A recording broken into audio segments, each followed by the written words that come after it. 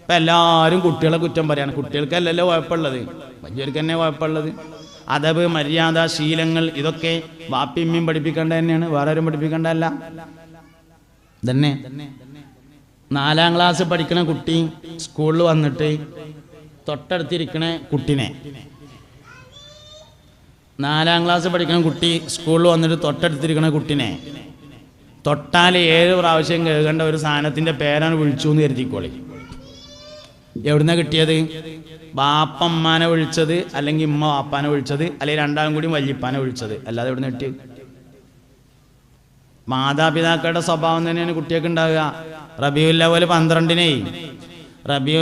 12-ന് 5ാം ക്ലാസ്സിൽ first class വാങ്ങിയിട്ട് സ്റ്റേജിന്മേ കയറിയിട്ട് കുട്ടി സമ്മാനം വാങ്ങുമ്പോൾ സദസ്സിന്ന് വാപ്പ പറയും, എൻ്റെ ചെറുക്കനാണത്, 3ാമത്തോന് ഹാഷിമ്, ഓൻ പഠിക്കാൻ നല്ല ഉഷാറാണ്, ഇൻ്റെയൊക്കെ അതേമാതിരി തന്നെയാണ് എന്ന് പറയും. വേണമെങ്കിൽ അതിൻ്റെ ഒരു ഫോട്ടോ എടുത്തെങ്ങാണ്ട് ഫേസ്ബുക്കിൽ പോസ്റ്റും ചെയ്യും. അതേ ചെറുക്കൻ കുരുത്തക്കേട് കാട്ടിയിട്ട് അങ്ങാടിയിൽ നിന്ന് ആൾക്കാരടുത്ത് നിന്ന് പെരടിക്ക് അടി കിട്ടിയാൽ വാപ്പ പറയും, ഓൻ്റെ കൂട്ടുകെട്ടൊക്കെ കേടുവന്നുകൊണ്ട് അങ്ങനെ ആയതാണ് എന്ന്. അല്ല, എൻ്റെ ചെറുക്കനായതുകൊണ്ട് തന്നെയാണ്. റബീഉൽ അവ്വൽ 12-ന് സമ്മാനം വാങ്ങിയത് എൻ്റെ ചെറുക്കനായതുകൊണ്ടാണെങ്കിൽ അങ്ങാടിയിൽ നിന്ന് ആൾക്കാരടുത്ത് നിന്ന് പെരടിക്കടി കിട്ടിയതും എൻ്റെ ചെറുക്കനായത് കൊണ്ട് തന്നെയാകുന്നു. ഇതാണ് അത് വേക്കാൻ തയ്യാറാണ്. നമ്മൾ മദ്രസയിൽ കുട്ടീനെ ചേർക്കാൻ ചെന്നാലേ, സ്കൂളിൽ കുട്ടീനെ ചേർക്കാൻ ചെന്നാൽ പ്രിൻസിപ്പാള്, പ്രധാനാധ്യാപകൻ, സദറുസ്താദ്, ഹെഡ്മാഷ് ഒരു ഫോം തരും. ആ ഫോമിൽ ഏറ്റവും മേലുണ്ടാവും കുട്ടിയുടെ പേര്, അതിൻ്റെ അപ്പുറത്തുണ്ടാവും വയസ്സ്, അതിൻ്റെ താഴെ ഉണ്ടാവും വീട്ടുപേര്, അതിൻ്റെ താഴെ ഉണ്ടാവും വിലാസം, അതിൻ്റെ താഴെ ഉണ്ടാവും പിതാവിൻ്റെ പേര്, അതിൻ്റെ തൊട്ട് താഴെ ഉണ്ടാവും രക്ഷിതാവിൻ്റെ പേര്. പിതാവായതുകൊണ്ട് രക്ഷിതാവാകൂല, ആവുമെങ്കിൽ 2 കോളം വേണ്ട. ഏത് ഫോമിലല്ലാത്ത? ഏത് ഫോമിലും നോക്കിക്കോളി. സ്കൂളിൽ ചേർക്കാൻ ചെന്നാലുള്ള, മദ്രസയിൽ ചേർക്കാൻ ചെന്നാൽ, കോളേജിൽ ചേർക്കാൻ ചെന്നാലുള്ള ഫോമിലുണ്ടാവും പിതാവിൻ്റെ പേര്, അതിൻ്റെ നേരെ അടിയിലുണ്ടാവും രക്ഷിതാവിൻ്റെ പേര്. പിതാവായാ പോരാ, രക്ഷിതാവാകണം. പിതാവാകൽ നല്ല രസമുള്ള പരിപാടിയാണ്. രക്ഷിതാവാകാനേ ഓർക്കണ്ട് ഒഴിച്ചേണ്ടി വരും, വെറുതെ നടക്കൂല. പിതാവാകൽ നല്ല രസമാണ്. മൂരിക്ക് വില കുറഞ്ഞ സമയം നോക്കുക. ഇപ്പോൾ കുറച്ച് വില കുറവാണ് ഇത്തരം മൂരിക്ക്, എന്നിട്ട് വാങ്ങിയിട്ട് ചെറിയൊരു മയച്ചാറിലുണ്ടെങ്കിൽ ഉഷാറായി ബിരിയാണി വെച്ചിട്ട് പിതാവാകുക. എന്നിട്ട് ഫോമിൽ എഴുതുക പിതാവിൻ്റെ പേര്. 2ാമത്തെ കോളാണ്ട് എഴുതണമെങ്കിലേ കുറച്ച് ഇടങ്ങേറുണ്ടാവും. രക്ഷിതാവിൻ്റെ പേര് എന്നുള്ളിടത്ത് പേരണ്ട് എഴുതണമെങ്കിൽ അത് കുറച്ച് പണിയുള്ള കാര്യമാണ്, നല്ലോണം അധ്വാനം ഉണ്ടായിന്. അതന്നെ ഈ പറഞ്ഞ സംഗതി. അതുകൊണ്ട് നല്ലോണം നമ്മൾ ശ്രദ്ധിക്കണം കാര്യങ്ങൾ. അവനവൻ്റെ മക്കളെ നോക്കാൻ അവനെ മാത്രമേ ഉള്ളൂ, വേറെ ആരും ഇല്ല എന്ന തിരിച്ചറിവ് നമുക്കുണ്ടായിരിക്കണം.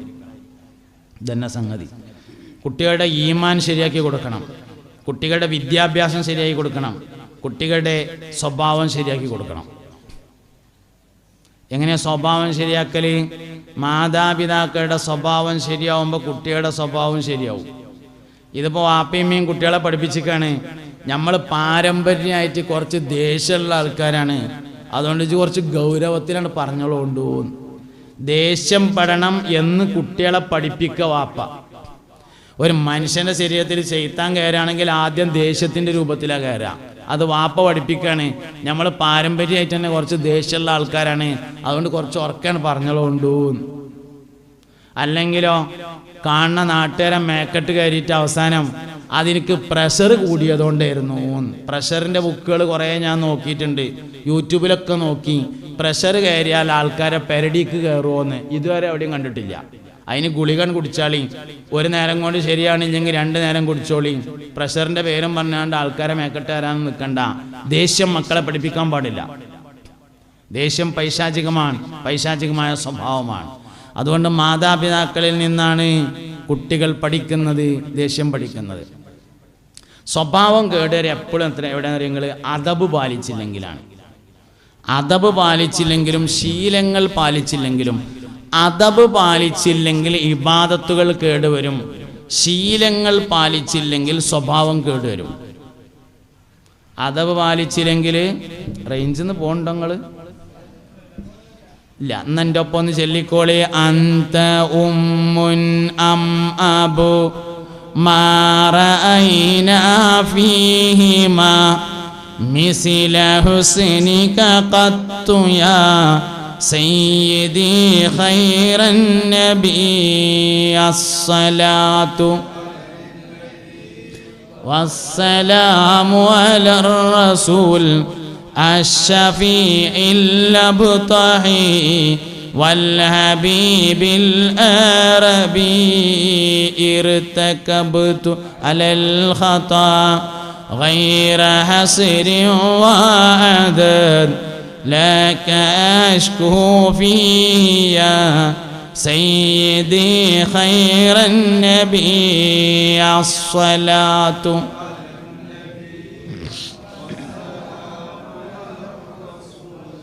الشفيع الأبطحي والحبيب الأربي. സ്വഭാവം ശരിയാക്കുക. എങ്ങനെ സ്വഭാവം ശരിയാക്കുക? വാപ്പാൻ്റെയും മാൻ്റെയും സ്വഭാവം ശരിയാകുമ്പോൾ തന്നെ നമുക്കൊരു 3 സെൻറ്റ് സ്ഥലവും അതിൽ ചെറിയൊരു പെരയെ കൂടി ആയി വന്നപ്പോഴേക്ക് രാവിലെയും ഉച്ചക്കും വൈകുന്നേരം തറവാട്ടിലുള്ള അമ്മാൻ്റെയും വാപ്പാൻ്റെയും കുറ്റം പറഞ്ഞങ്ങാണ്ടിരുന്നാൽ അതേ കുട്ടികൾ പഠിക്കുള്ളൂ. കുട്ടികളുടെ സ്വഭാവം കേടെടുത്തുന്നത് വാപ്പിയും തന്നെയാണ് ഉമ്മയും തന്നെയാണ്, വേറെ ആരുമല്ല. ബ്ലാക്ക് മെയിൽ ചെയ്യാൻ വേണ്ടി കുട്ടികളെ പഠിപ്പിക്കുന്നത് ഉമ്മയാണ് എന്നാണ്. ബ്ലാക്ക് മെയിൽ ചെയ്യാൻ വേണ്ടി പഠിപ്പിക്കുക. അങ്ങനെ നിങ്ങൾ വാപ്പാൻ്റെ കീശയിൽ നിന്ന് 100 ഉറുപ്പിക എടുത്തു, അത് കുട്ടി കണ്ടു. കുറച്ച് കഴിഞ്ഞപ്പോൾ കുട്ടി ചോദിച്ചു, ഉമ്മ കുട്ടികളൊക്കെ നല്ല ശ്രദ്ധിക്കുന്നുണ്ട്, അവർക്കെന്താ വേറെ പണിയൊന്നുമില്ലേ? ഉമ്മ നല്ല ശ്രദ്ധിക്കും കുട്ടികളെ, ഇതുവരെ കളിച്ചിരുന്നവരൊക്കെ അതപ്പം നോക്കിക്കണം. അള്ളാഹു നമ്മളെ കുട്ടികളൊക്കെ സ്വാലിഹ്യങ്ങളിൽ പെടുത്തട്ടെ, അവരൊക്കെ മുത്തഖീങ്ങളാക്കട്ടെ, ദുനിയാവിലെ ആഖിറത്തിൽ നമുക്ക് ഉപകാരമുള്ള മക്കളാക്കി തരട്ടെ. ആമീൻ. അപ്പം എന്താ പറഞ്ഞാൽ നിങ്ങൾ ഒരൊക്കെ ഒന്നുകൂടി ചൊല്ലിക്കാണി. അന്ത മുൻജീനാ ഗദൻ മിൻ ശഫാഅതിക സഫാ മല്ലനാ മിസ്ലുക യാ സയ്യിദി ഖൈറൻ നബി അസ്സലാത്തു വസ്സലാമു അലർ റസൂൽ അശ്ശഫീഇൽ അബ്തഹി വൽഹബീബിൽ അറബി. പാപ്പാൻ്റെ കീശയിൽ 100 ഉറുപ്പിക എടുത്തു, അത് കുട്ടി കണ്ടു.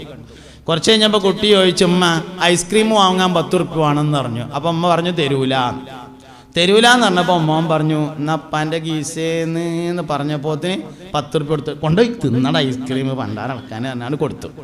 ഇതിൻ്റെ പേരാണ് ബ്ലാക്ക് മെയിലിംഗ് എന്ന് പറഞ്ഞത്. ആരെ പഠിപ്പിച്ചത്? ഉമ്മ. 100 ഉറുപ്പിക എടുക്കേണ്ടി വരും കേട്ടോ, അല്ലാതെ എന്നെ പോലത്തെ ആൾക്കാരൊന്നും കിട്ടൂല, എടുക്കാതെ കൊടുക്കൂല. കാരണം കൊടുക്കുമ്പോൾ കൈ വറക്കും. ഇങ്ങോട്ട് മേടിക്കാൻ വളരെ ഉഷാറായിക്കാരം. എന്തെങ്കിലും ആവശ്യം വരുമ്പോൾ എൻ്റെ അടുത്ത് എടുത്തുവെച്ച് എന്തെങ്കിലും ഉണ്ടോ, അത് നല്ല ഉഷാറായിക്കാരം. പക്ഷെ അങ്ങോട്ട് കൊടുക്കൂല. അപ്പോൾ അതുകൊണ്ട് എടുക്കേണ്ടി വരും. എടുത്താൽ എന്ത് വേണമെന്നറിയാം നിങ്ങൾ? പിറ്റേ ദിവസം രാവിലെ തുണിക്കുപ്പായൊക്കെ എടുത്ത് കുപ്പായൊക്കെ ഇട്ടുങ്ങാണ്ട് മൂപ്പര് പോണ നേരത്ത് കുട്ടി കേൾക്കുന്ന തരത്തിൽ പുതിയാപ്പണ്ണോട് പറയണം, നിങ്ങൾ പോവുക, ഞാൻ നിങ്ങളെ കീശയിൽ നിന്ന് ഇന്നലെ 100 ഉറുപ്പിക എടുത്തിട്ടുണ്ട് കേട്ടോ. അപ്പോൾ അത് കുട്ടി കേൾക്കുമ്പോൾ മനസ്സിലായി, കട്ടതല്ലല്ലേ, അങ്ങനെ ചെയ്യണം. അല്ലാതെ അല്ലെങ്കിൽ കുട്ടികൾക്ക് മോശമായത് പഠിക്കും. ഉമ്മയും ബാപ്പിയും തന്നെയാണ് മോശപ്പെട്ട സ്വഭാവം പഠിപ്പിക്കണത്, വേറെ ആരുമല്ല. മാതാപിതാക്കളുടെ സ്വഭാവം എന്താണോ അതാണ് മക്കൾക്കുണ്ടാകുക. അൽ വലതു സിറു അബീഹി എന്നാണ്.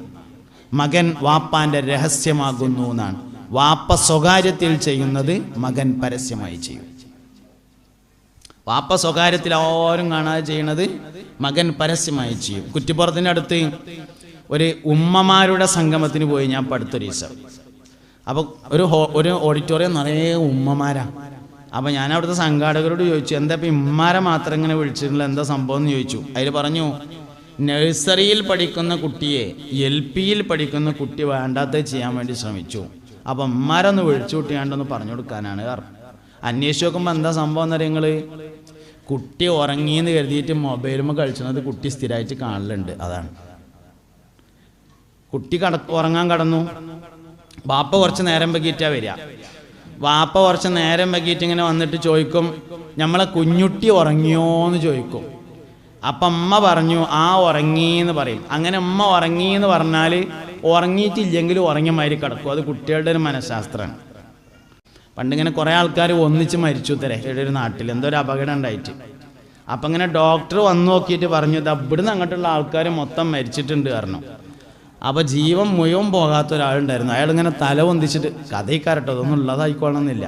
അയാളിങ്ങനെ തല പൊന്തിച്ചിട്ട് പറഞ്ഞു ഇല്ല ഞാൻ മരിച്ചിട്ടില്ല എന്ന് പറഞ്ഞപ്പോൾ MBBS ഡോക്ടർ മരിച്ചു എന്ന് പറഞ്ഞാൽ പിന്നെ തല പൊന്തിക്കെ കടക്കട എവിടെയെന്ന് പറഞ്ഞു എന്നാണ്. എന്ന മാതിരി ഇമ്മ ഉറങ്ങി എന്ന് പറഞ്ഞാൽ പിന്നെ കുട്ടി ഉറങ്ങിയ മാതിരി ഇങ്ങനെ കിടക്കും. സംഗതി ഉറങ്ങിയിട്ടുണ്ടാവില്ല. ഏറ്റവും ചുരുങ്ങിയത് ശ്വാസം വിടണേൻ്റെ ഒച്ചയിലും കേൾക്കൂലേ, അതന്നെ പ്രശ്നം. നിങ്ങൾക്ക് മനസ്സിലായില്ലെങ്കിൽ ഒട്ടും മനസ്സിലാകൂല്ല കേട്ടോ. അല്ല ഇങ്ങനെ പറഞ്ഞിട്ട് മനസ്സിലായിട്ടില്ലെങ്കിൽ നിങ്ങൾക്ക് മനസ്സിലാവില്ല എന്താ പ്രശ്നം എന്ന്. ഇതാണ് പ്രശ്നം. അതുകൊണ്ട് മാതാപിതാക്കൾ എന്ത് പറയുന്നു എന്നതിനേക്കാൾ അവർ എന്ത് ചെയ്യുന്നു എന്ന് കുട്ടികൾ നോട്ട് ചെയ്യുന്നുണ്ട്. ഉമ്മാൻ്റെ ഇരുന്നും വാപ്പാൻ്റെ ഇരുന്നും അല്ലാതെ ഒരു കാര്യം പഠിക്കാനില്ല. അതുകൊണ്ട് മാതാപിതാക്കൾ അൽ ഉമ്മുഹിയ അൽ മദ്രസത്തുൽ ഊല എന്നാണ്. ഉമ്മയാകുന്നു ഒന്നാമത്തെ മദ്രസ. വാപ്പാന്റെ സ്വകാര്യത്തെയാണ് മകൻ പരസ്യമാക്കുന്നത്. ഉമ്മയാകുന്നു ഒന്നാമത്തെ മദ്രസ.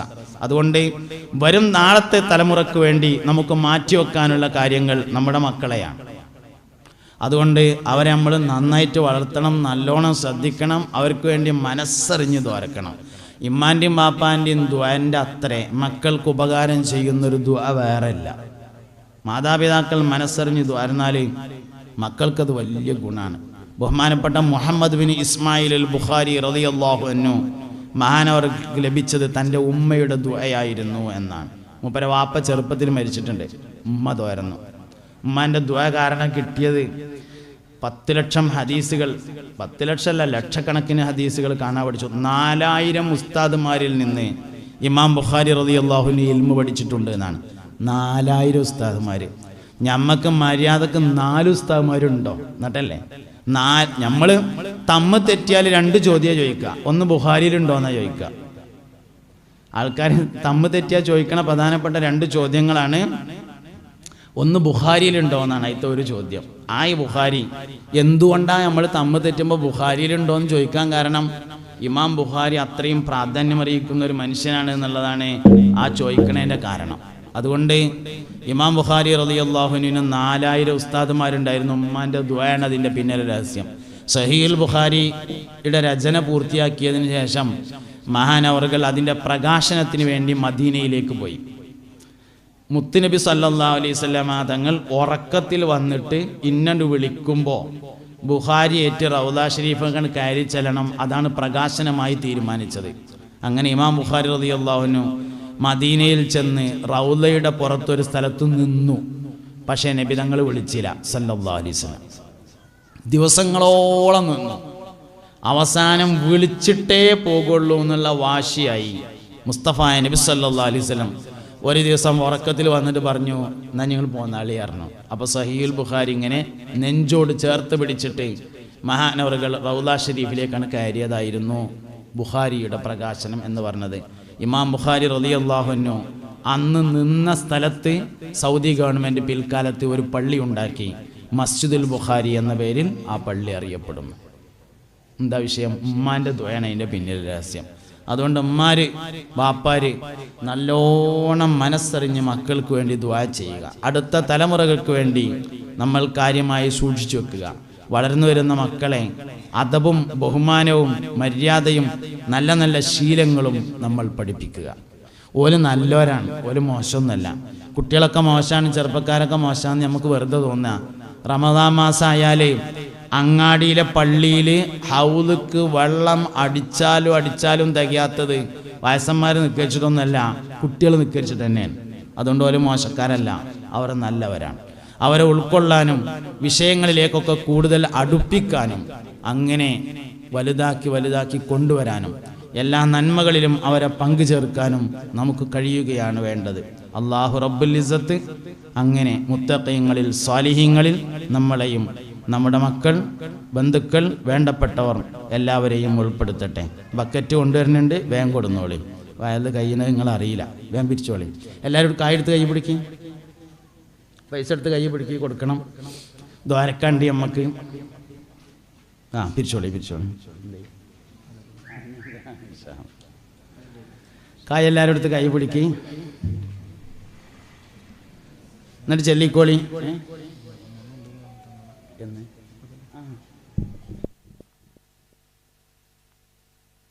തങ്ങളെ ദുആ ഉണ്ട്. പിന്നെ ചെറിയൊരു തണുപ്പൊക്കെ തുടങ്ങിയിട്ടുണ്ട്. എല്ലാവരും കായ ഒടുക്കിട്ടാ.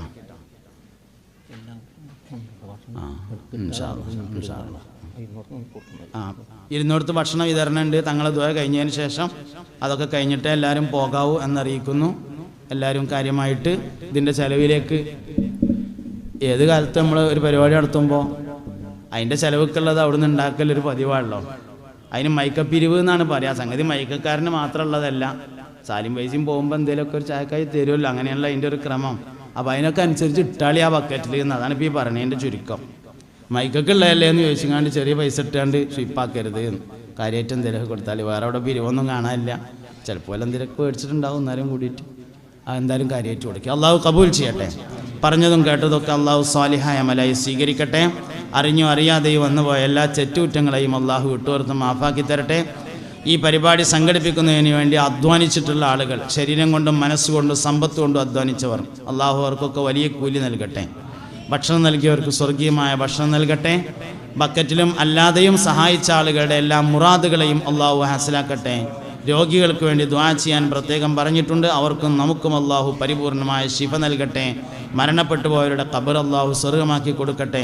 സ്ത്രീകൾ ധാരാളം വന്നിട്ടുണ്ട്. അവരുടെ ഖൽബിൻ്റെ മുറാദുകളെ അള്ളാഹു ഹാസിലാക്കട്ടെ. വിധവകൾക്ക് സ്വബർ നൽകട്ടെ. ഗർഭിണികൾക്ക് സുഖപ്രസവം നൽകട്ടെ. കുട്ടികൾ ധാരാളമുള്ള സദസ്സാണ്. അവരുടെ ബറക്കത്ത് കൊണ്ട് അള്ളാഹു നമ്മുടെ ദുആ കബൂൽ ചെയ്യട്ടെ. ലൈറ്റും ശബ്ദവും പന്തലും എല്ലാം ഏർപ്പാട് ചെയ്തവർക്ക് അള്ളാഹു ബറക്കത്ത് നൽകട്ടെ. ക്യാമറയും മറ്റു സൗകര്യങ്ങളൊക്കെ ഏർപ്പെടുത്തിയവർക്ക് അള്ളാഹു സുബ്ഹാനഹു വ തആല ബറക്കത്ത് നൽകട്ടെ. ഈ സ്കൂൾ ഈ പരിപാടിക്ക് വേണ്ടി അനുവദിച്ചു തന്ന ആളുകൾക്ക് അള്ളാഹു സുബ്ഹാനഹു വ തആല വലിയ തൗഫീഖിനെ പ്രദാനം ചെയ്യട്ടെ. ആമീന ബിറഹ്മതിക യാ അർഹമർ റഹീമീൻ. എല്ലാവരും ദുആ ചെയ്യണം. സുബ്ഹാനകല്ലാഹുമ്മ വബിഹംദിക അഷ്ഹദു അല്ലാ ഇലാഹ ഇല്ലാ അൻത അസ്തഗ്ഫിറുക വഅതൂബു ഇലൈക്. വസല്ലല്ലാഹു തആല വസല്ലമ അലാ ഖൈരി ഖൽഖിഹി സയ്യിദിനാ മുഹമ്മദിൻ വആലിഹി വസഹ്ബിഹി അജ്മഈൻ വൽഹംദുലില്ലാഹി റബ്ബിൽ ആലമീൻ. അസ്സലാമു അലൈക്കും വറഹ്മത്തുള്ളാഹി വബറകാതുഹു.